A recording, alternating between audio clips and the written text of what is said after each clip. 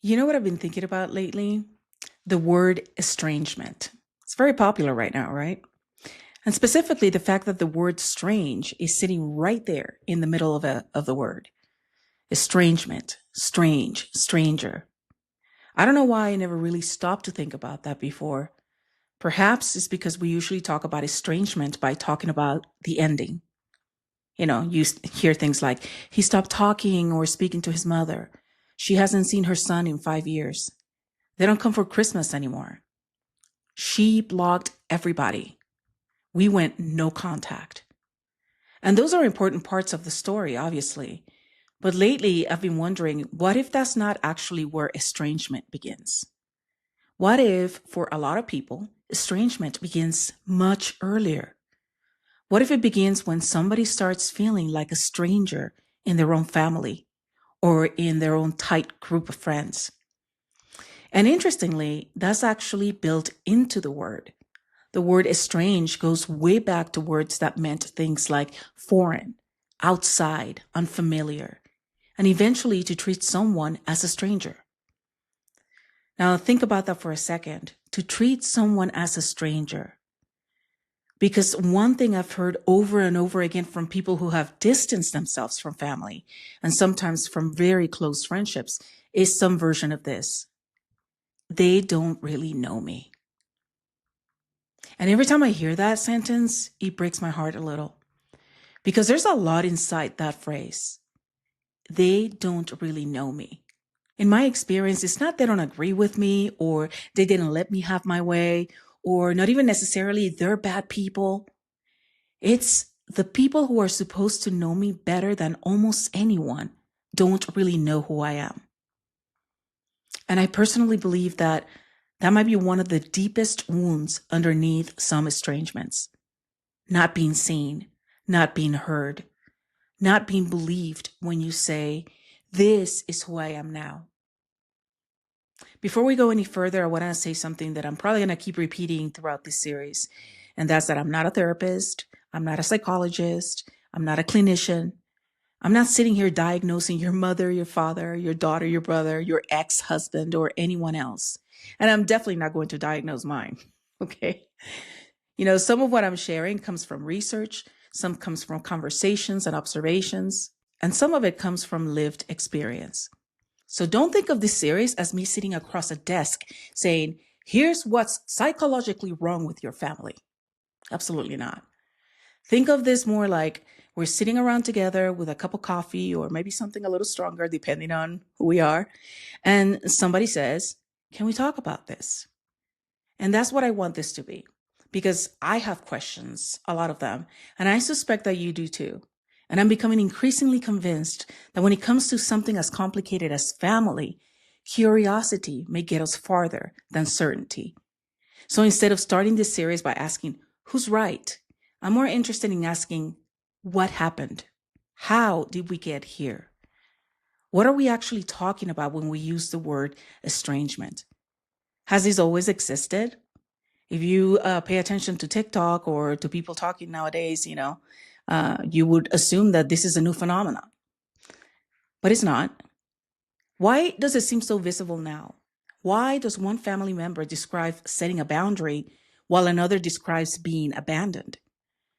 Why can two people live through the same relationship and tell completely different stories about it? And maybe most importantly, how do people who once knew each other intimately become strangers? And I know I'm not the only one with questions. So as we go through this series, I want you in the conversation too. If something I say hits home, challenges you, reminds you of your own family, or makes you think, wait, that's not how I see it, tell me in the comments. I want to hear your perspective. What has estrangement looked like in your life? What do you think people misunderstand about it? And maybe most importantly, what questions are you carrying that nobody seems to be asking? Because I think this is a big one. I don't want this to feel like I'm talking at you. I want this to feel like we're sitting around together, comparing notes, sharing stories, and trying to understand something that is a lot more complicated than the internet sometimes makes it seem. So, what actually counts as estrangement? And this is where immediately it gets messy. It gets really messy. And speaking of messy, I'm getting super hot, so I'm going to have to turn on the fan, okay? Because menopause ain't no joke. So thank goodness I need a fan. Okay, so what actually counts as estrangement?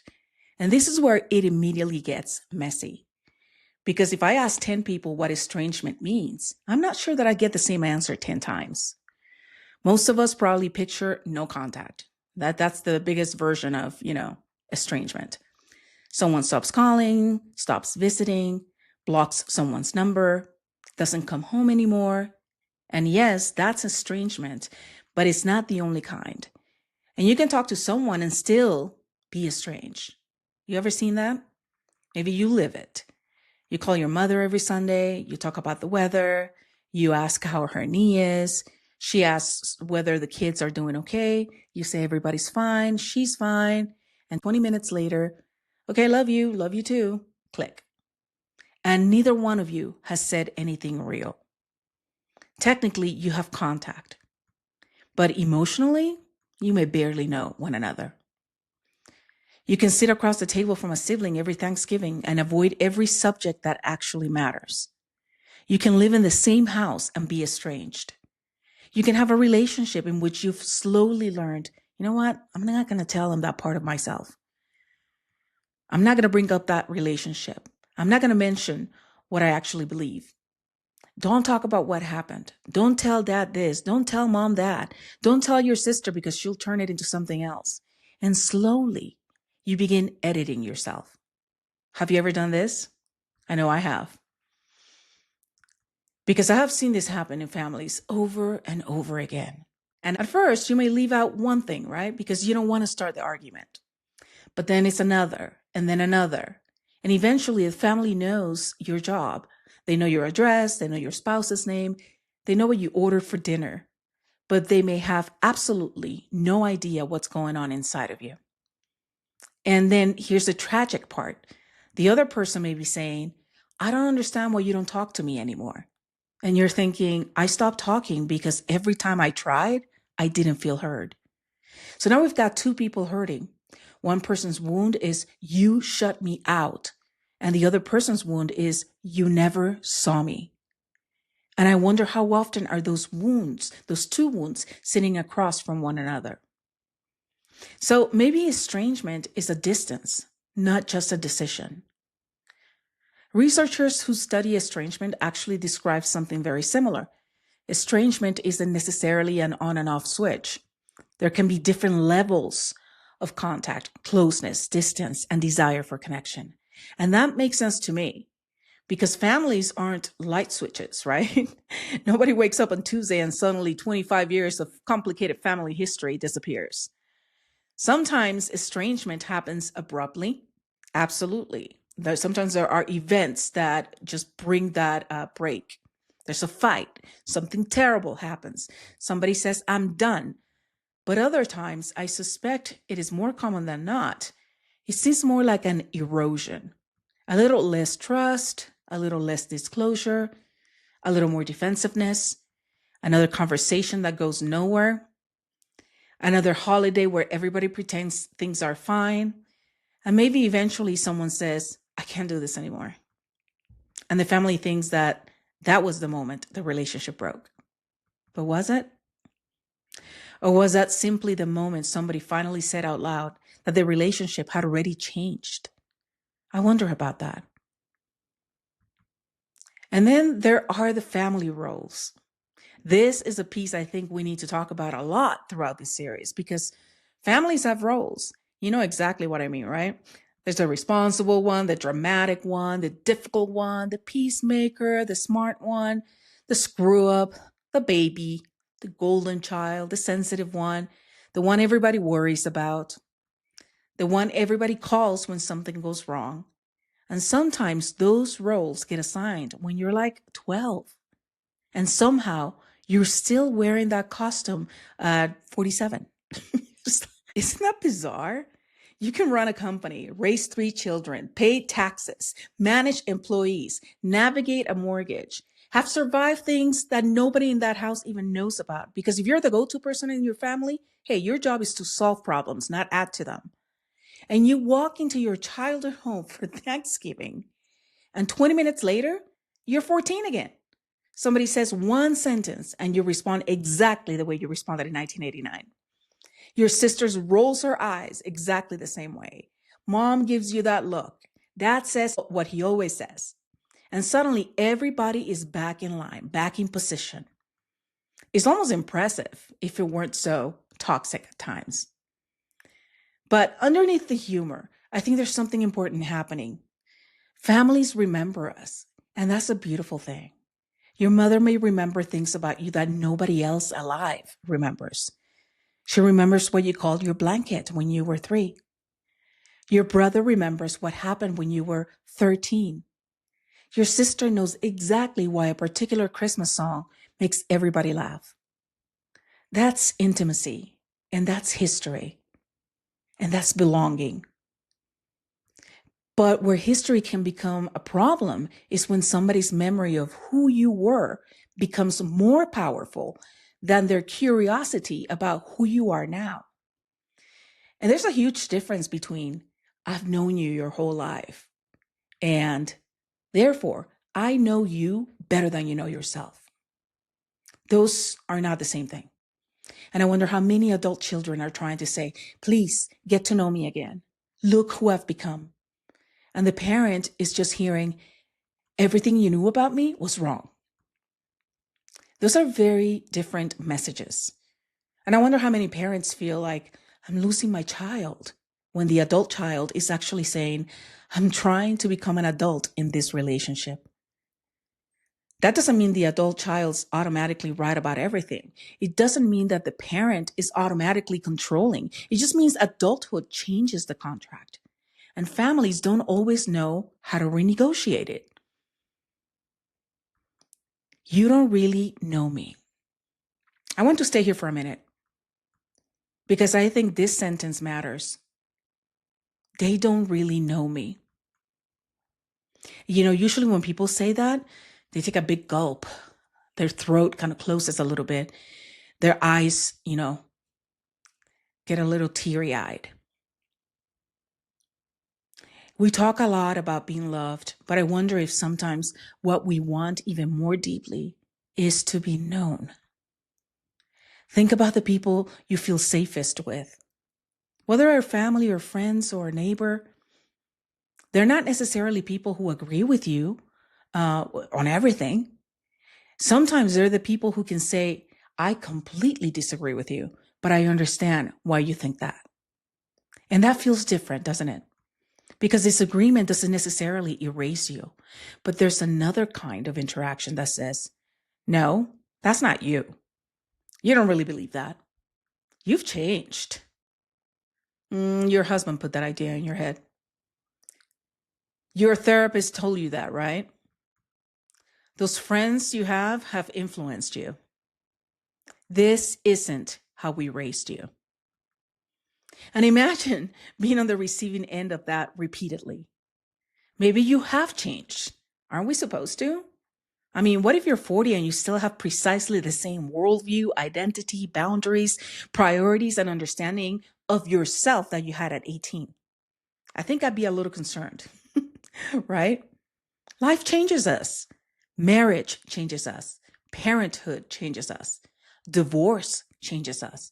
Grief changes us. Education, trauma changes us. Success changes us. Failure changes us. Sometimes therapy changes us. Sometimes religion changes us. And sometimes leaving a religion changes us. Sometimes finally admitting something to ourselves changes us.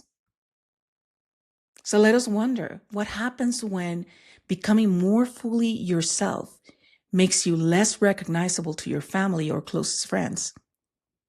That's complicated because the person changing may say, this is finally who I am. And the family may say, we don't recognize you anymore. And maybe both are telling the truth. Now let's talk about autonomy because this gets mixed up in this too. Basically, this is my life. These are my choices, and this is who I am. And I think this is one of the hardest transitions in the parent-child relationship. Because when your child is little, the parent's job really is to make decisions for them. Don't touch the stove, go to bed. You're going to school today, put your seatbelt on. No, you cannot eat 17 Oreo cookies for breakfast, right?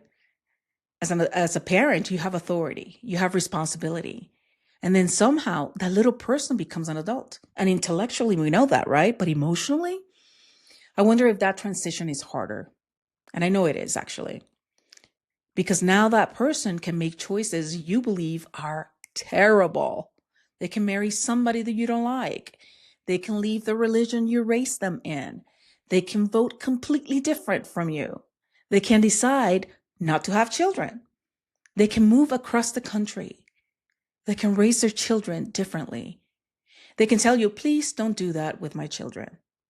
And suddenly, we have a collision between two things that can both feel deeply important, like a parent's history with their child, and an adult child's ownership of their own life. And I don't think we're very good at talking about that collision without turning somebody into the bad guy. Having been on both ends of estrangement, I can tell you that I'm both the hero and the villain, depending on the players involved. So are we talking only about parents and adult children? No. And this is another misconception about estrangement.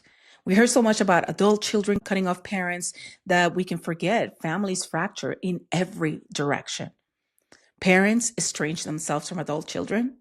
Have you ever heard of, parents that have children that are addicts?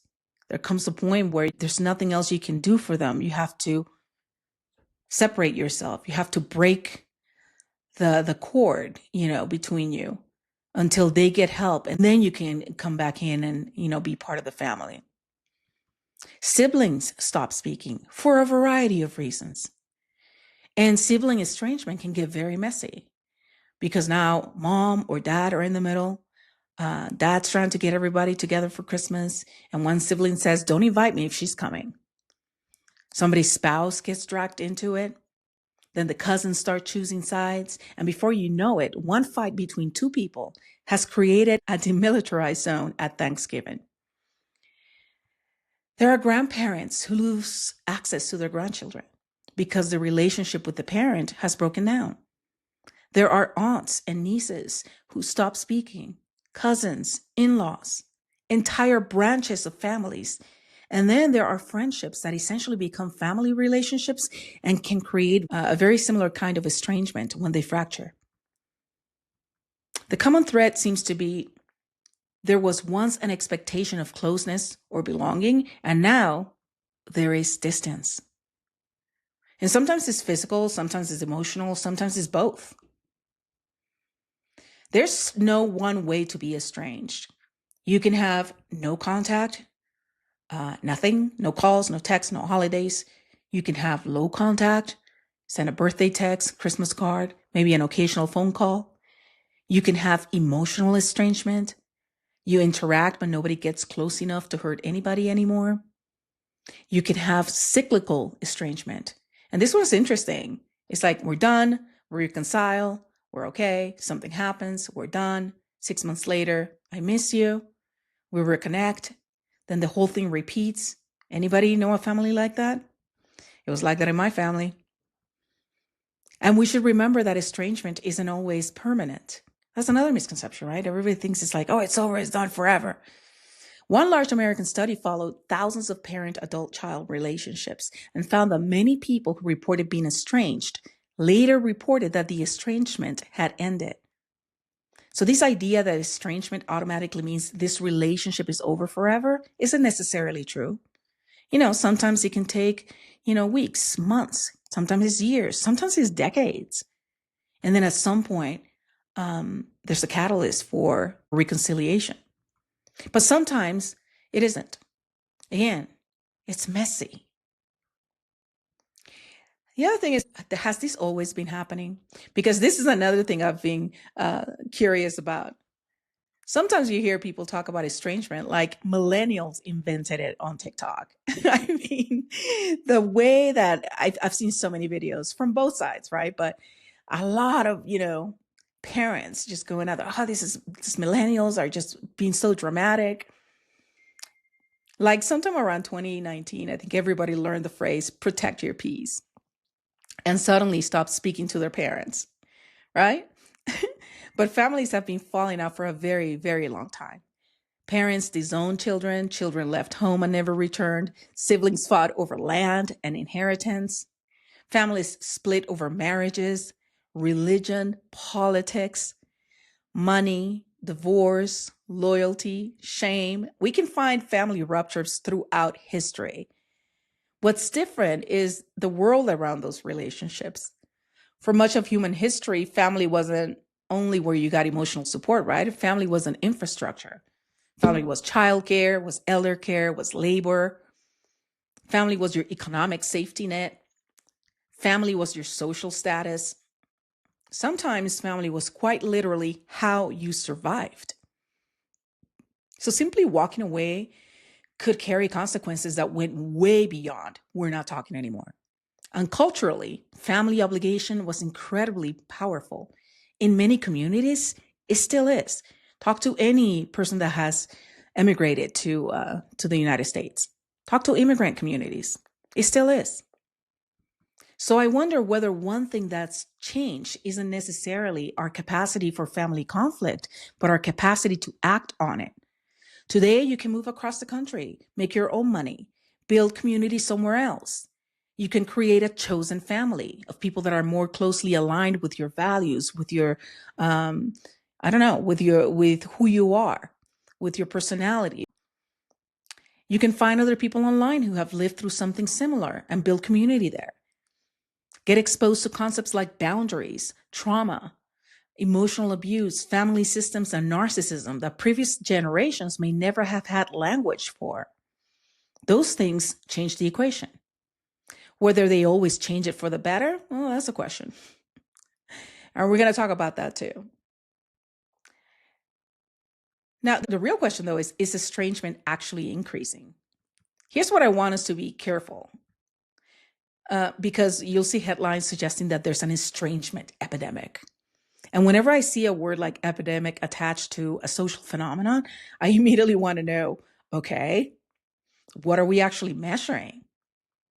Researchers don't currently have conclusive evidence showing whether family estrangement itself is dramatically increasing or decreasing. And that's important because maybe there is more estrangement. That's possible. But maybe we're also witnessing something else. People are actually talking about it.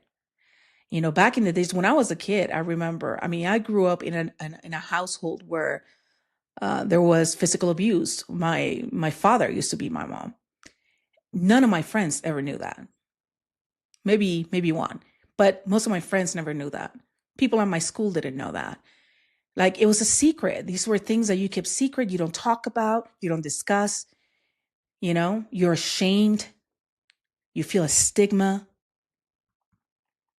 So talking about it, think about those previous generations. Imagine telling women at church in 1962, I haven't spoken to my daughter in 3 years. Or I caught contact with my mother. That carried enormous shame, and it still can. Because family is one of those places where society has very strong expectations. Anybody that's estranged has heard from people that are close or strangers when they find out. It's like, well, family is everything. You only get one mother. Blood is thicker than water. Honor your father and mother. Family comes first. Life is too short. Be the bigger person. And I wonder how many estranged people stayed silent because they didn't want to have the next question. Well, what did you do? Maybe one of the changes isn't that estrangement suddenly appeared. Maybe the closet door opened, right? Maybe people started saying, actually, my family isn't close. And somebody else quietly said, mine either. And it isn't rare, guys. And this surprised me. Cornell researcher Carl Pillemer I hope I said that right, conducted a nationally representative survey, and about 27% of American adults reported currently being estranged from at least one close family member, more than 1 in 4. Now, important, that does not mean that it's 1 in 4 Americans has cut off their parents. Please don't let TikTok do that to this statistic, okay? The number included estrangement from parents, from children, siblings, and other relatives. And different researchers define estrangement very differently. So I don't want to turn one study into a universal rule, but it does tell us something. This experience isn't some tiny, bizarre corner of family life. There are a lot of people walking around with this. Recently we had friends over, and one of our friends, when we were having deep conversations, disclosed that they had been estranged from their mother for a few years, quite a few years, while her kids were growing up. And I had never known that. So there's so many people carrying this grief and this heavy weight that you would never know. So making the assumption that estrangement is something that happens just to horrible people, or you're being too dramatic. The question we should be asking is, why does it still feel so shameful to talk about it? And this is where the labels start flying, right? Here's where conversations about estrangement usually go off the rails, because everybody wants to know who did it, who caused it. Okay, so who's the narcissist? Who's toxic? Who's selfish? Who needs therapy? And who needs to apologize? So wait, so who's the victim and who's the villain? And the internet is extremely happy to give us answers, right? You can watch a 30-second video and apparently diagnose your entire family tree. Your mother is a narcissist, your daughter is entitled, your ex is a sociopath, your sister is gaslighting you, your father is emotionally immature, your son has been brainwashed by his wife, and before long, everybody has a diagnosis. Nobody has a relationship. And I wonder if sometimes labels help us understand patterns. And I wonder if sometimes they stop us from being curious. Both can be true. Here's another misconception. If there's estrangement, there must have been abuse. Sometimes there was. So I'm not going to minimize that. There's a lot of people that have been subjected to abuse for many, many years by the people that they trusted the most. So I want to be very clear about this. There are people who distance themselves because they experienced physical abuse, sexual abuse, emotional abuse, coercion, financial abuse, severe neglect, threats, manipulation, repeated violations of breaking boundaries. And sometimes distance is necessary for safety, whether it's emotional, personal, physical, mental. So I don't ever want this series to minimize that. But I also want to explore the fact that abuse isn't the only route for estrangement or to estrangement. Families also fracture over divorce. That's a huge one. Remarriage, money, inheritance, religion, politics, sexuality, gender identity, parenting choices, spouses, addiction, mental illness, caregiving, old sibling wounds, different memories of childhood, and sometimes 1,000 smaller injuries that nobody ever repaired. So I get uncomfortable with the assumption that if somebody went no contact, the other person must have done something monstrous. Maybe, but maybe not. We don't know simply because we know the ending. The other misconception, they cut me off, so they're selfish. So same problem, other direction. I hear kids today just throw away their parents. They go to therapy and suddenly everybody's toxic. They have no loyalty. Loyalty to what, though? To keep family secrets, to maintain a certain relationship image? I won't go deeper into that now, but what does loyalty mean? They're selfish. And again, maybe sometimes adult children are human beings. They can behave badly. They can be unfair. They can remember things incorrectly. Or they may not have had the context of why something happened, which is why sometimes discussing it can shed light for both parties. It can help you understand, oh, this is what they were going through in that moment. So it's not isolated to just that moment when it happened. They can avoid accountability.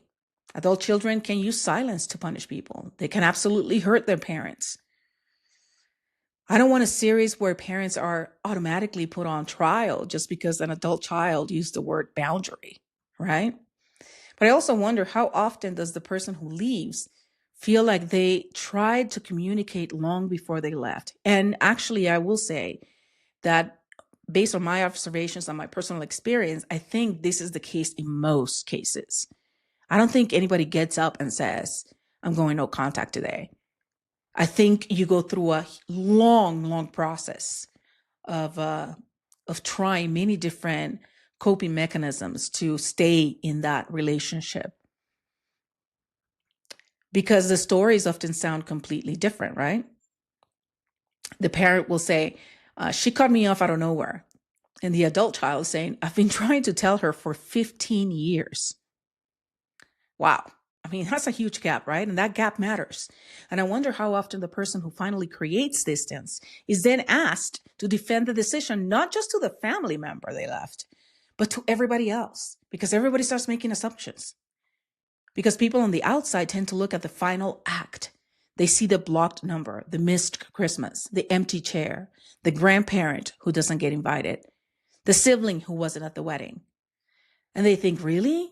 Was it that bad? Or couldn't you just let it go? Oh, they're just old. Oh, they're just old school. That's still your mother. That's still your father. Family's family. Life is short. You're going to regret this someday. And I understand where some of that comes from. Most of us have been taught that family bonds are supposed to survive almost anything. We're taught to forgive, to make allowances. Actually, family gets away with a lot more bullshit than strangers do. We all know this. We make exceptions and concessions, and we go out of our way to make excuses and to make allowances for the people that we love, to accept people as they are, to be the bigger person. And there is something beautiful in the idea that relationships shouldn't be disposable. I wholeheartedly believe that. But I also wonder if sometimes in our desire to preserve the family bond, we become much more concerned with the existence of the relationship than with the quality of the relationship. We ask, why aren't you speaking to your mother? But maybe we don't ask, what happened every time you tried? And this is for the people that know people that are estranged, that are friends with, that are part of their tribe, their chosen family. This is where I think it would be helpful for these people that are outside of that situation to get more curious instead of making so many assumptions about there's a good guy and a bad guy. What happened every time that you try? Let's dissect that. We say your father isn't going to be here forever. It's just a guilt trip. But maybe we should be asking, what does being around your father cost you? I think that's an important question to ask. For me, being around my dad, he's passed away now, but being around him was very scary. He was very unpredictable. He could get violent. He could turn on a dime. So we say things like, your sister loves you. Well, maybe she does.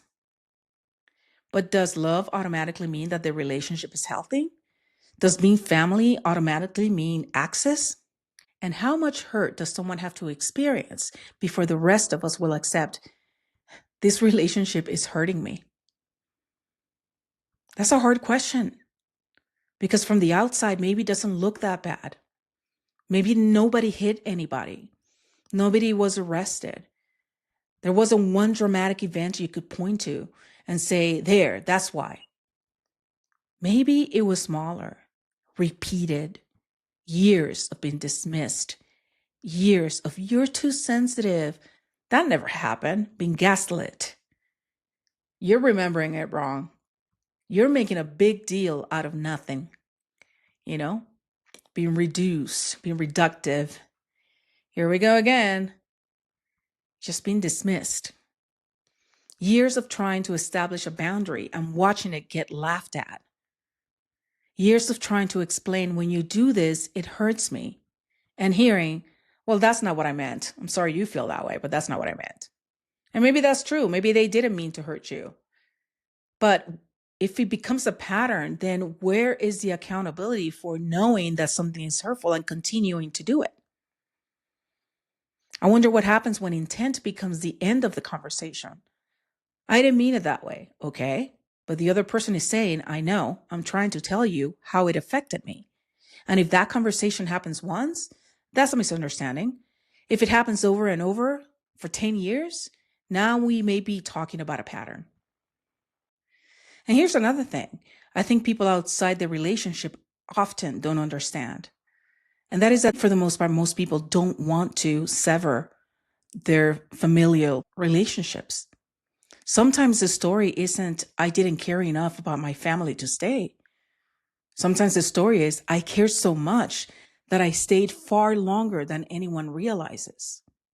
Maybe there were 100 conversations nobody else witnessed.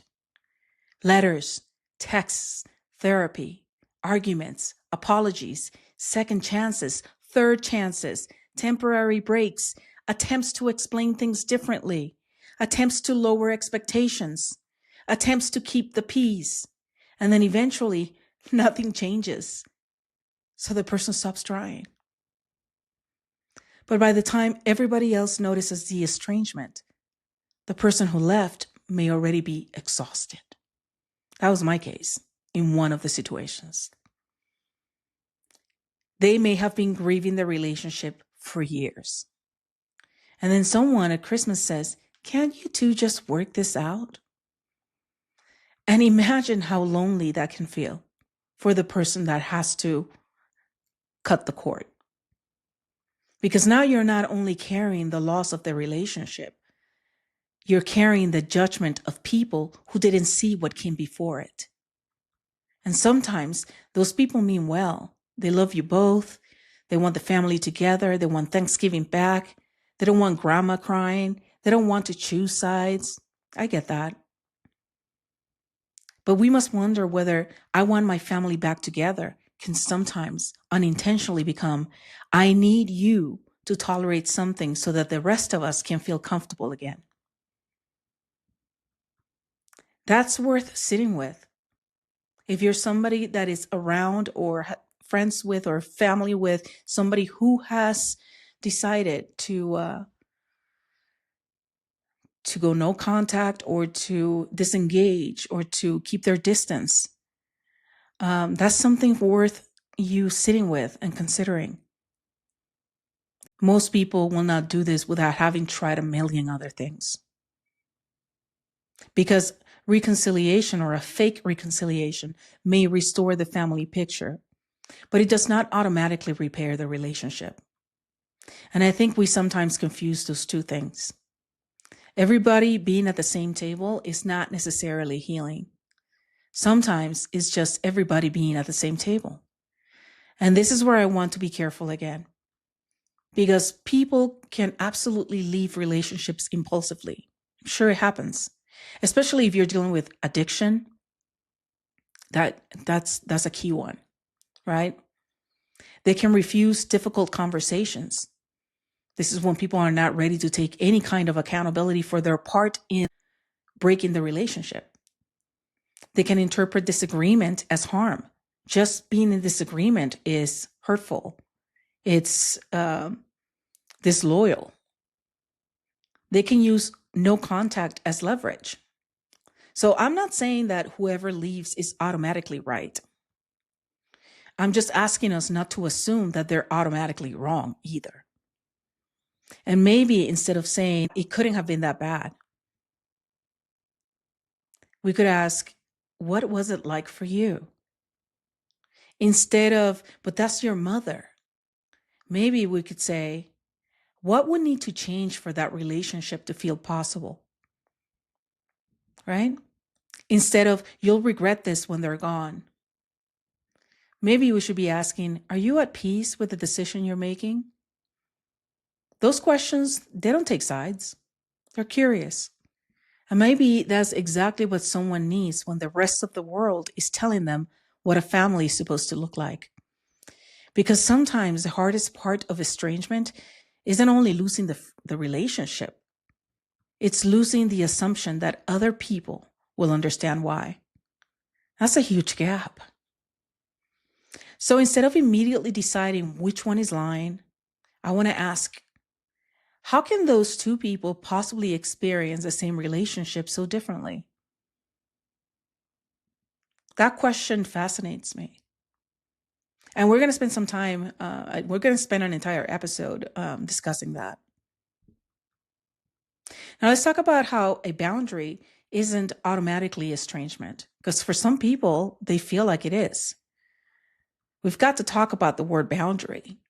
Not fully today. We're going to give boundaries their own episode because Lord knows that word has been through enough on the internet. But a boundary isn't automatically, I'm cutting you off or I'm cutting you out of my life. A boundary can be, please call before you come over. I don't want you discussing my weight. Don't criticize my spouse in front of my children, please. If you start screaming at me, I'm going to end the conversation. You notice something? Those statements actually describe how the relationship can continue. They're not necessarily an ending. I don't think they're an ending at all. They're just establishing, hey, if we want to remain in relationship to one another, this is what I require. They're conditions for participation. Now, boundaries can also become unreasonable. They can be very controlling. They can be weaponized. And sometimes boundary gets used to mean you're not allowed to disagree with me. And that's not something I want us to ignore either. But I think we've made a mistake by using boundary and estrangement interchangeably. They're not the same thing. And I think that's one of the things when people start discussing boundaries with you, this is a precursor. This is an indication that there is enough of a discord there that your relationship is in danger. When people start telling you, hey, these are my boundaries, it doesn't mean that it's in danger. That's very dramatic. But it's an indicator that something is off, that maybe you need to pay more attention. Maybe you need to ask more questions, get curious about where the boundary is coming from. How is it affecting the other person? And no contact is not necessarily punishment. Actually, in most cases, I don't think people are trying to punish the other person. They're just trying to breathe. They're trying to not feel guilty for not wanting to spend time with you. They're trying not to feel angry about or reactive to whatever, triggers the other person might be pushing. Sometimes no contact is you are so disruptive to my nervous system. I can't function in other aspects of my life. It makes it very difficult for me to do so. So I need the space. I need to breathe. I know it's hard not to take it personally, but sometimes people need space from you, from me, you know? So no contact is not necessarily a punishment. Sometimes silence is absolutely used as punishment, right? We've all seen that. I'm going to withdraw until you give me what I want. But that's very different from every time we interact, this becomes destructive and I need distance. How many of you have been through that situation where you're on the phone, having a conversation, you're trying to avoid all the, trigger topics or whatever, and then the other person insists on talking about something that is triggering, something that they know and you know that you guys are in complete disagreement with, right? And what you're trying to do is not become the person that's going to say something hurtful or do something hurtful. You don't want to go there. It's so exhausting to be angry, to spew things that later you might regret saying, to go tit for tat with someone. In the moment, it can feel good that you defended yourself, that you asserted yourself, but it's also destructive to you. It deregulates you. So distance is required. From the outside, those two situations may look identical. Two people aren't talking, but internally, they're completely different motivations. Again, this is where curiosity matters. What is the distance doing? Is it creating safety? Is it creating leverage? That's different. You see, safety or leverage are two very different things. Because leverage is kind of like there's some type of manipulation trying to get something, right? You're trying to exert power over something or a situation or someone. But creating safety is like, I need to be safe. I feel unsafe in this space with this person. I feel misunderstood, misrepresented. Is it avoiding accountability? Or is it making space? Is it permanent? Is it temporary? Does the person want reconciliation? Or are they terrified of reconciliation? Do they secretly check their phone hoping the other person will reach out? We don't know until we ask. So let's get curious. And then there's love. Here's perhaps the strangest part.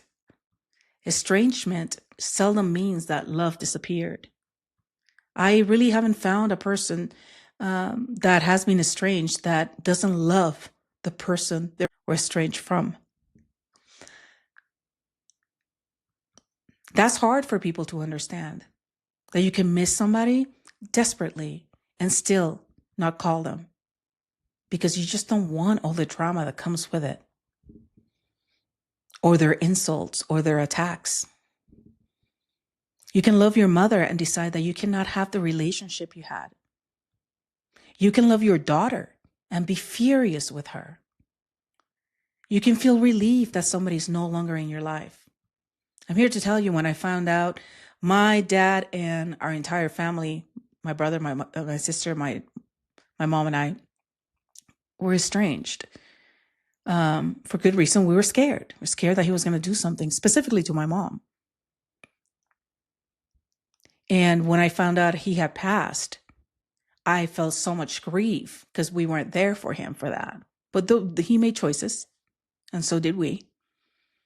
But also I felt a great sense of relief that he's no longer in this life able to scare us, to traumatize us, to threaten that he was going to do something to her. So you can be estranged and then cry because that person is not in your life. Understanding why. Those emotions are not mutually exclusive. Love, anger, relief, grief, guilt, freedom, longing, resentment, all sitting at the same table. Which brings me back to the word strange. Because what could be stranger than grieving someone who is still alive? And I know we're talking about estrangement, it mostly focuses on parent to child and friendships or whatever, but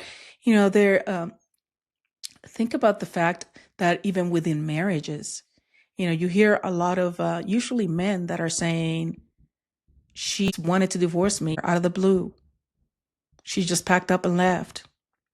It's not out of the blue. There has been a long grieving period where that person, whether it's a woman or a man, is irrelevant. I'm not talking about genders right now. I'm talking about the actual issue. Whoever has been aggrieved and who has tried to have that conversation, hey, this is what I need. This is what, we need. I need us to work on this. That person may have spent years grieving the end of that marriage, of that relationship, and still being in that relationship. So that leads me to the grief of someone who still exists. There's no funeral for estrangement. Nobody brings you casseroles, or your employer doesn't usually say, hey, take 3 bereavement days. Oh, your daughter stopped speaking to you? Yeah. There's no ritual for that. And everybody knows what to say when somebody dies. Or at least we pretend to.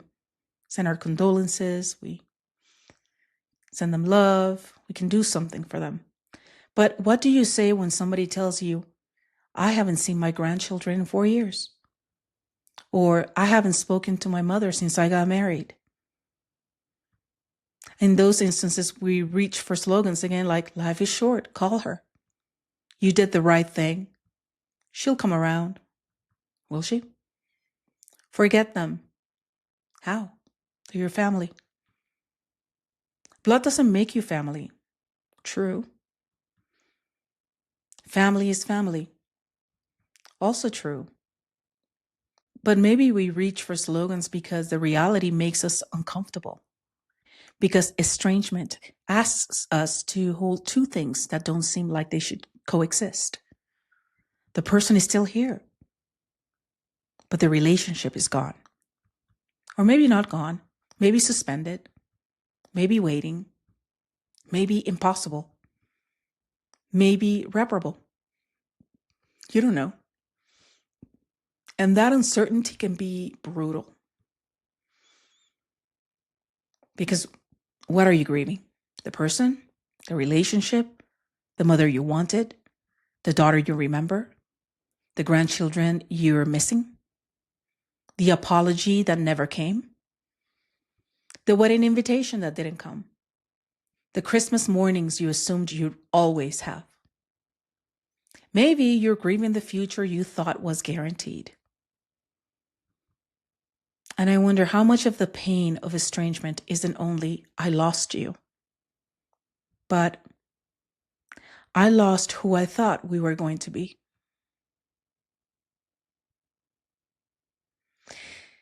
So where are we going with all of this? Not towards the verdict. And that's important to me. I'm not making this series to convince people to reconcile with their families. Absolutely not. There are many cases that are absolutely justified in keeping that separation. And I'm not making it to convince people to cut their families off. Absolutely not. This is hard.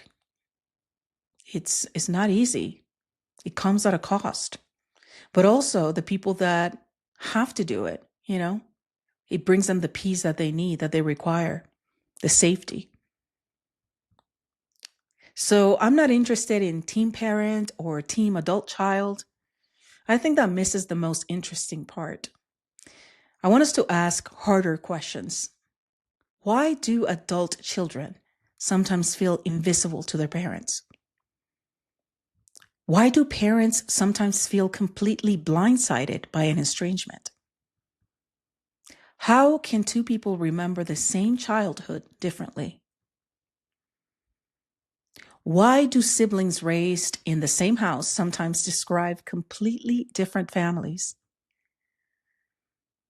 What happens when your adult child changes in a way that challenges who you thought they were?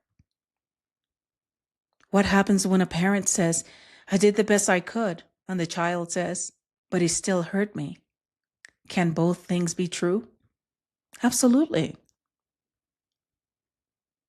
What does real accountability look like? What is forgiveness? Does forgiveness require reconciliation? Not in my book. What actually is a healthy boundary? And when does protection become avoidance? Because let's be real, there's things that I avoid like the plague, I don't usually like talking about the past that much. For me, it takes me to that timeline. It drops me right in the middle of that, and I'm feeling all the things I felt then. And that is not my current situation. So for me, sometimes avoidance is a thing. What role does therapy play? Has therapy given us desperately needed language for family dysfunction? I think yes. I think people in the past, our parents, our grandparents, our great-grandparents, the words didn't exist. You just suck it up, buttercup.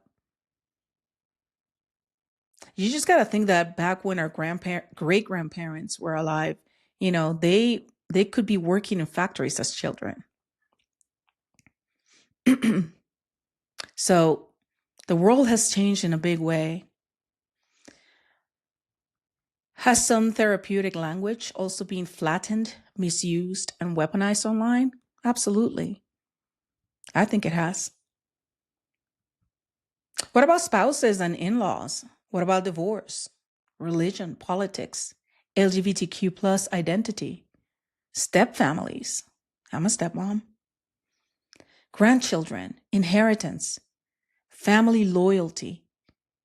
And eventually, what happens if nobody ever comes back?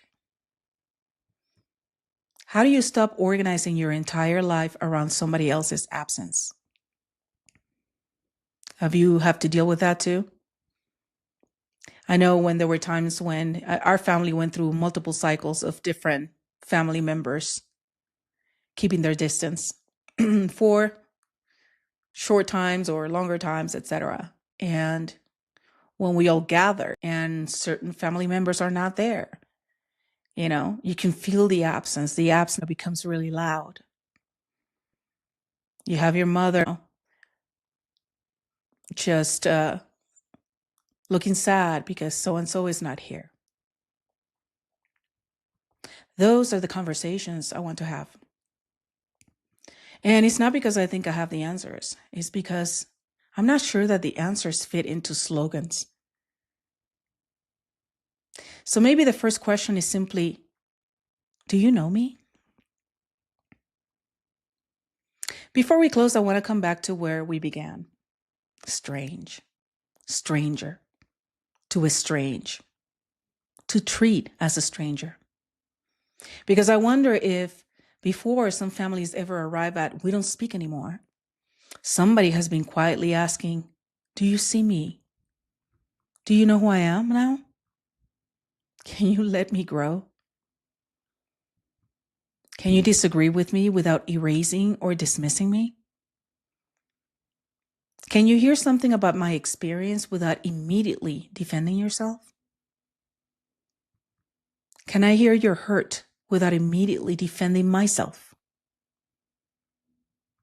Can you let go of the role you've assigned to me? Can I let go of the role I've assigned to you? Can we meet each other as the people we are today, instead of only as the people we were when the wound happened? Maybe sometimes the answer is yes. And maybe sometimes the answer is no. And maybe sometimes people don't know yet. But there's another side to that question too, and I think it's just as important. Before we say they don't know me, maybe we should occasionally ask, do I know them? Do I know who my mother is outside of the role of being my mother? Context matters. And I'm not saying that just because somebody went through a lot and suffered and, that means that now they're entitled to become oppressive or pass that on to you or to make you carry that wound. That's not what I'm saying at all. But I think it helps when we can separate and understand that our parents were human beings. They had their own lives. They had dreams, aspirations. They have disappointments. There were things they wanted to do that never got to. There were dreams they had that never came true. There were things they went through that maybe we had no idea about. So maybe we too need to get curious and provide some context and establish boundaries, obviously. Again, just because you went through something difficult, it doesn't mean that your kids should have to go through it as well. Do I know what happened to my father before I existed? If you're a parent, do I know my adult child as an adult or only as my child? Do I know why my sister responds the way she does? Have I been curious about them? Or am I also interacting with a version of them I created years ago? This goes both ways. That's why I'm saying we're not talking about heroes and villains. Often we're both. There's many people that think I'm amazing and I'm an angel to them, and there's other people that see me as a complete and utter villain. And, I have to be okay with that. And sometimes I have shown up as a villain, just to be completely honest. I mean, I match energy. uh, so, again, this doesn't excuse harm. And curiosity is an absolution. Understanding something doesn't automatically make it acceptable, but understanding may allow us to see something we couldn't see while we were busy proving our side. So the work is on both sides. And I know that the people that have made the decision to become estranged, I feel like those people have put in a lot of work. Unless you're doing it impulsively, unless you're an addict and you have that also working against you, those are different circumstances. But I feel like for the most part, the people that decide that I need space, I need a break from this, I think those people have been trying for a minute. And if you haven't, then maybe it's time to communicate what it is that, how people have hurt you and what would mend the relationship. So maybe that's where we're going during this series, we're going to live not in judgment, not in denial, not in forced forgiveness, which I don't believe in, but let's live in curiosity. Let's live in wonder. Like, I wonder what happened. I wonder what hurt. I wonder what wasn't said. I wonder what was said 100 times and never heard. I wonder what each person remembers. I wonder what changed. I wonder whether anything can be repaired. And I wonder what healing looks like when I can't. Those are the questions. Before you go, let's come back to right now, this moment. We've been talking about pretty heavy things. Before we end, I want to bring us out of our heads for a minute. Because if you're estranged from somebody, or even if this conversation simply reminds you of a difficult relationship you may have spent the last 45 minutes somewhere else, right? In your head. Maybe you were 12, maybe you were 25. Maybe you were at the last Thanksgiving dinner.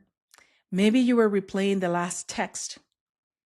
Maybe you've been constructing the argument you wish you had made, right? I've done that too. I should have said this. I should have said that. Our bodies can do that. We can be sitting right here while some part of us is back there.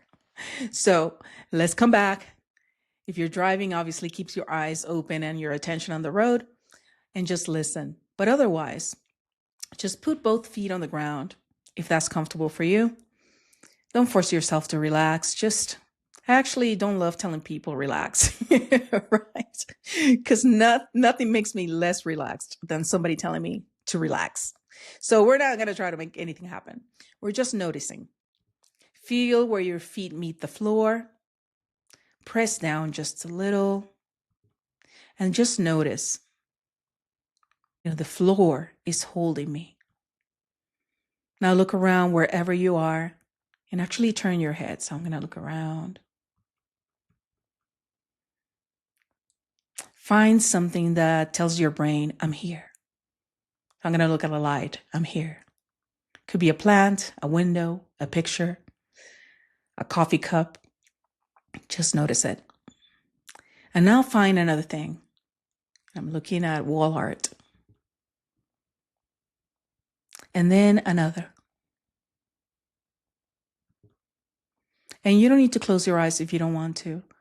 We're just orienting you to where you actually are. So pick 3 or 4 things in the space that you're in to ground yourself, to remind yourself that, oh, I'm here. I'm not back there. I'm here. Now try to notice one sound. I'm hearing the sound of my ceiling fan. And then try to listen for a sound that's farther away.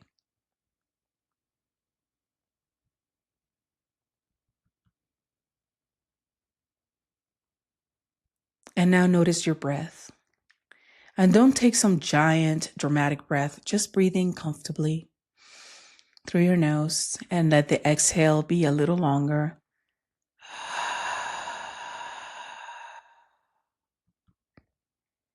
And again, in and slowly out.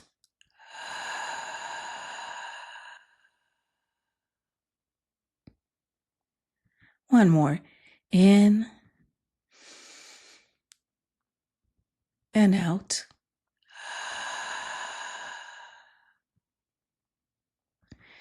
And if it feels okay, then put one hand somewhere on your body that feels grounding. I'm going to put it on my thigh. Could be your chest, could be your stomach, your arm, your heart, whatever feels natural. And ask yourself one question. It's not who's right. It's not what should I do. It's not should I call them.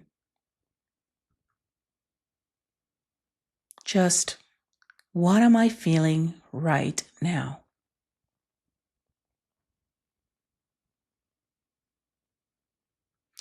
Maybe it's sadness. Maybe it's anger. Maybe it's relief. And if you feel like crying and let it go, let it go. Sometimes it's the relief. Maybe it's guilt. Or maybe you feel absolutely nothing. Maybe it's complicated, but you don't have to fix it. Just notice it. That's what's here. And then one more question. What do I need in this moment? Not from them, but from me. What do I need? Maybe it's rest. Maybe it's space. Maybe it's a good cry. Just let it go. Just cry it out. It's so cleansing. Clean your body from all that grief, pain, sadness, anger, frustration.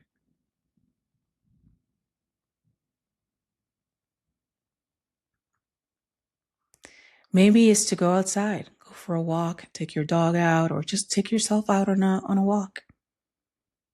Nature has a way of healing us, of giving us perspective, of clearing our mind. Maybe you just need to call somebody that feels safe. That could be a friend. That could be a family member. That could be a neighbor.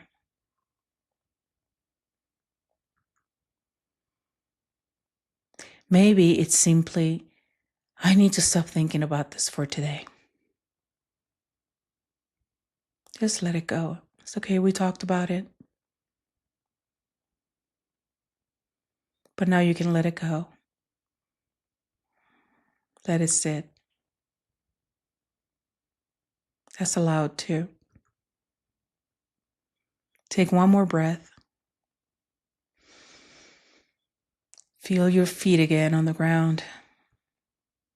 Look around. Come back to the room.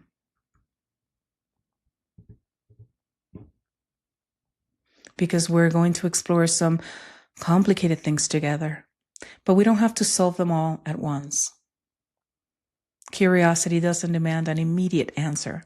Sometimes it just asks us to stay open long enough to notice something we hadn't seen before. That's the whole thing about being curious. Just look at something long enough where you can find something you've never seen.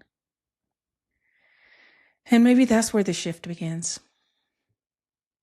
And please tell me in the comments if any of this resonated, if you have a specific example. If you disagree with me, I'm all ears. I want to hear what your experience is, so we can learn from one another, and also so we can build community.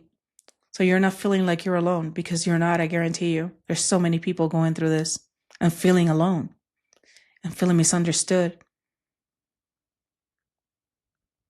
I'm Jeanette. This is When the Shift Hits. Please subscribe, like, and share. And next time, I want to go directly into something we touched on today. And that is, how can two people live through the same family and come away with completely different stories about what happened? Because I think understanding that might explain a whole lot about how people who love each other become strangers. Until next time, stay curious and stay grounded. And have a wonderful, wonderful day.